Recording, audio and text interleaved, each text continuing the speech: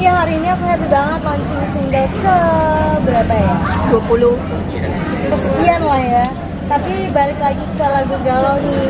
Jadi ini berbeda dari single-single aku yang tahun ini rilis. Mereka semua singlenya itu yang happy. Nah sekarang singlenya yang galau lagi. Tapi ada hambatan nggak sih di proses pembuatannya, Jody?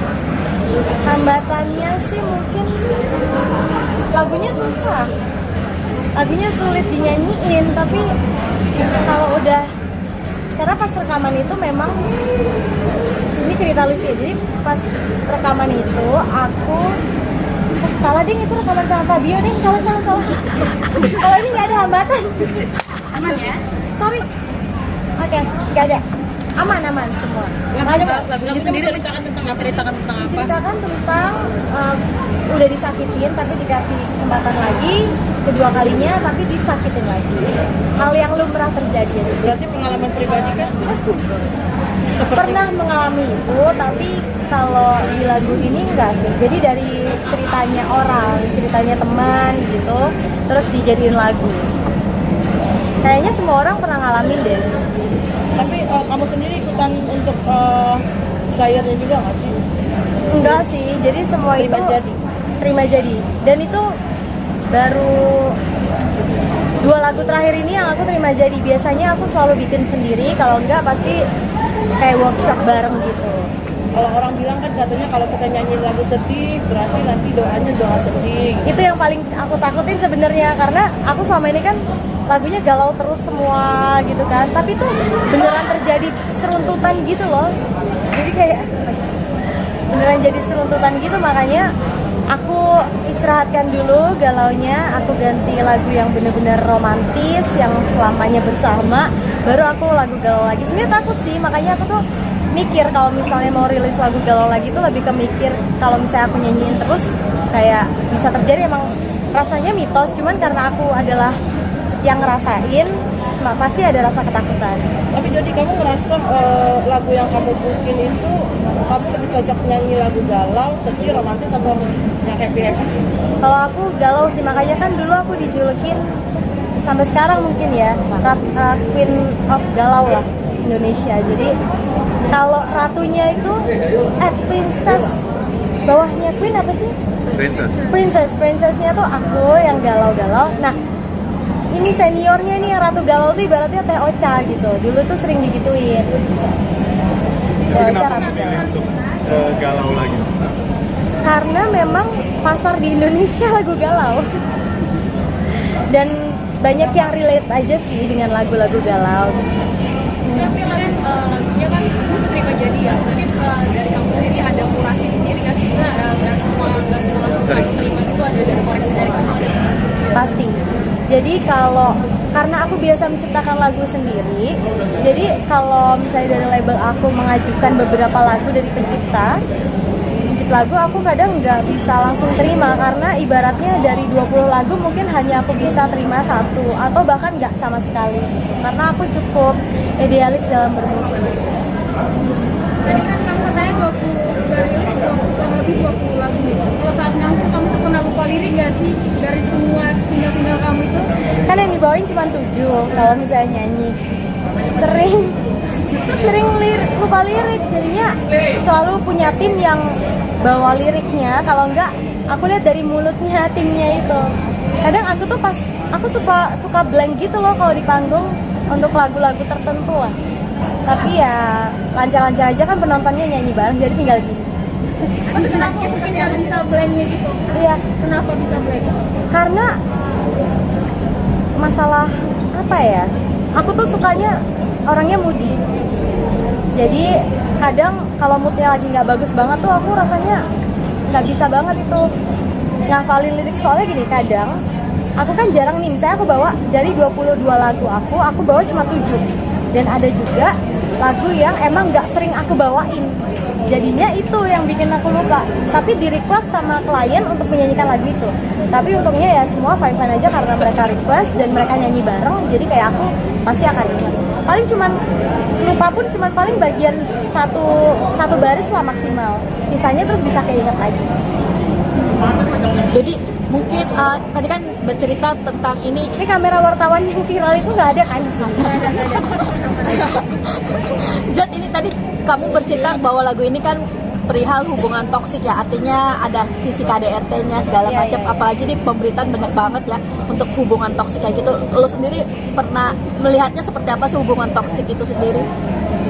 Kadang kan hubungan toksik itu malah bisa menjebak kita untuk lebih lama di dalam situ ya, karena banyak apa ya, mungkin pasangan kita toksik gitu ya, jadi bikin kita toksik juga, sehingga kita ngerasa kita toksik, lalu kita untuk keluar dari hubungan itu susah karena kita sama-sama toksik nih, itu yang bikin susah. Padahal kalau kita berhasil keluar dari hubungan toksik, di luar itu sudah ada yang menunggu kita, udah ada yang mau memberikan cintanya kepada kita dengan tulus, dan kita tuh bakalan dirawat sama orang itu. Masalahnya ya, tapi keluar dari situ aja susah banget.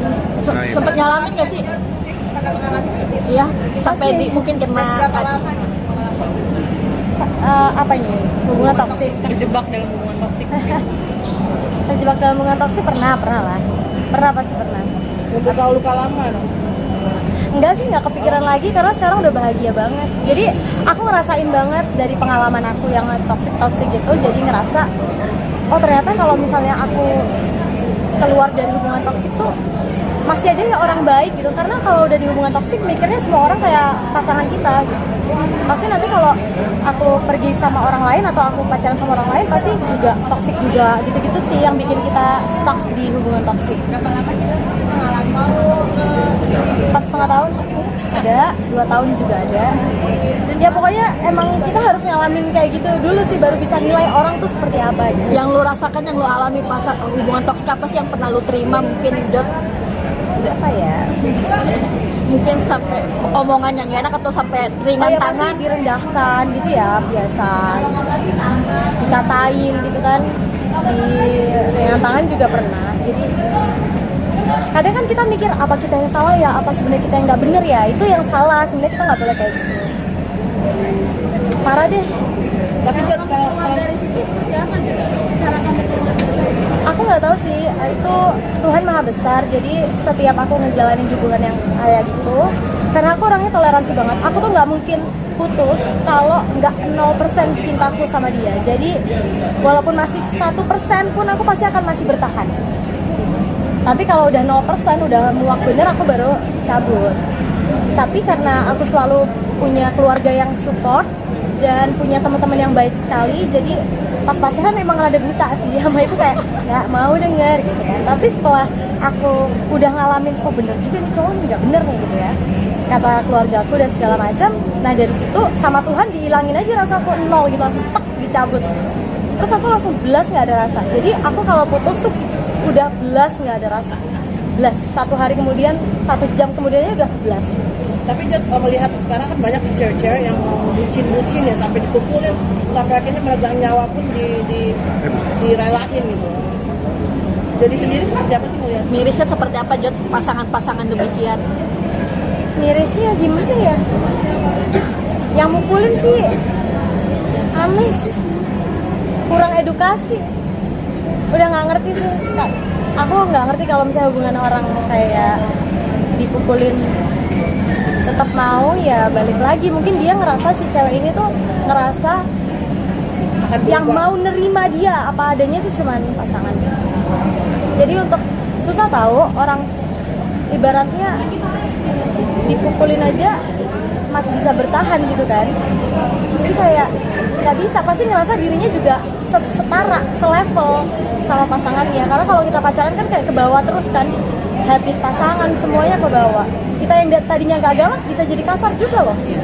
Itu yang harus dihindari sih. Makanya aku tuh selalu di-support keluarga dan selalu diawasin keluarga. Jadi aku selalu punya prinsip yang kuat, dan sampai hari ini prinsip aku tuh pegang teguh terus. Jadi itu yang ngamanin aku dari segala mara bahaya. Prinsipnya apa? Ya prinsipnya kuat, maksudnya aku selalu tahu worth aku tuh seberapa, gimana ya bahasa Indonesia, nilai aku, value aku tuh seberapa. Jadi aku nggak mau direndahkan, aku nggak mau diinikan. Aku tahu diriku tuh kayak apa gitu.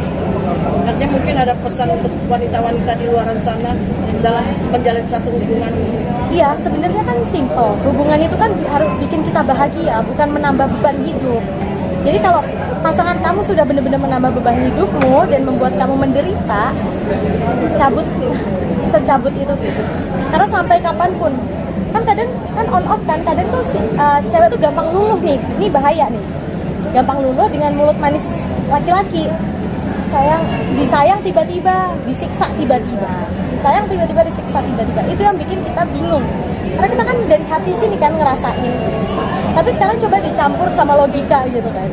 Kita harus tahu, oh berarti ini bukan buat gua ya, karena dia itu nggak bikin gua bahagia gitu kan. Terus curhat sama temen-temennya aja tetap nggak mempan kan. Pasti tetap aja balikan lagi, udah dipukulin balikan lagi. Aku sering banget denger curhatan itu. Nah kalau aku sih simple. Kalau kamu di hubungan itu cari orang lain aja. Aku langsung gitu sih orangnya. Kalau aku udah ngeliat dia kayak enggak, aku pasti udah ya udah terserah. Aku nunggu diputusin Kak biasanya. Aku nunggu diputusin. Kenapa putusin? Aku jarang mutusin. Kenapa? Supaya kamu Supaya dia kayak salah. ya udah deh gitu. Aku nunggu diputusin tuh maksudnya aku udah pernah ngomong putus tapi dia nggak mau, terus ya udahlah tunggu dia putusin aja yang benar-benar udah. Dan aku suka kabur jadi kayak pisah gitu, menyendiri atau sama keluarga. Yang pasti sayangnya keluarga aja sih, jadi bisa berlindung di situ. Oh juga nggak penting-penting banget lah laki-laki yang jahanam ya, apa sih namanya? Toxic. Ya. Jadi kan kalian udah berhenti apa ada Amin, pastilah. Karena aku udah kayak menemukan aminnya the one ya buat aku. Jadi aku udah nggak mikir kemana-mana lagi selain dia udah aku kasih tempat menjadi pasanganku. Jadi aku lebih ke mikir masih ngelanjutin karir dan bisnis aku. Jadi kalau misalnya untuk pasangan kayaknya aku udah nggak mikirin yang lain lagi. apalagi sih yang dicari dari seorang Priscilla Jolie. Target Yang dan dicari, tujuan apanya? yang mau Yang mau dicapai. dicapai. Banyak, aku pengen banyak hal deh, menyejahterakan semua orang kalau bisa. Pengen punya yayasan apapun itu buat mengebantu orang, pengen berguna buat orang. Masih banyak sih yang belum dicapai. Aku mau masih apa? Ya, ya udah. Thank you ya. Terima kasih teman-teman. Jangan lupa dengerin